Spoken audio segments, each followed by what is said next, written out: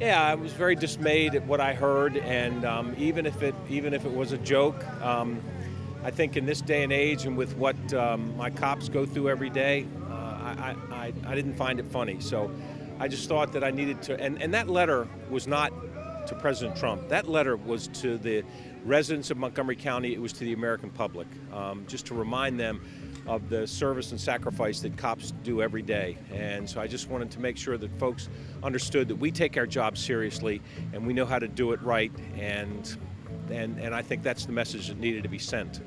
What kind of response have you received since that letter was published this morning?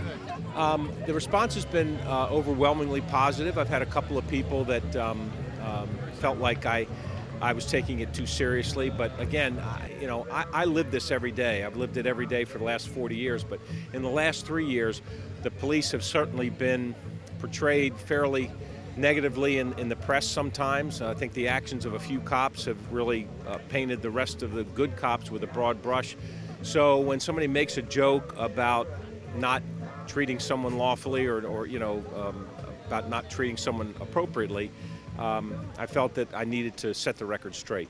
I know the night's still young, but has anyone brought it up tonight as you've been out and about? I've actually had a number of people who saw it mention it to me, and a couple of them thanked me for saying the things that I said. So the letter was to the public, so I'm glad that a lot of folks saw it.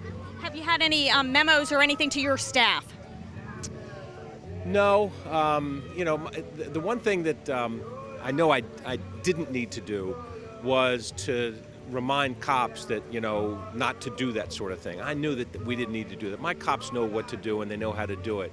And the fact is that every police officer I've spoken with since Friday was dismayed at the president's remarks and sort of shook their head and say, if it was a joke, it was a lousy attempt at humor.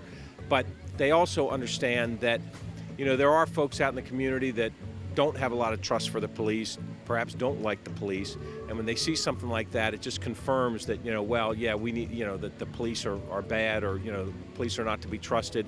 And this is why I really felt like I needed to set the record straight, because the cops that work in Montgomery County are courageous, they're professional, and they're out here doing the job to the best of their ability every day. And I'm proud of them, and the public needed to hear that.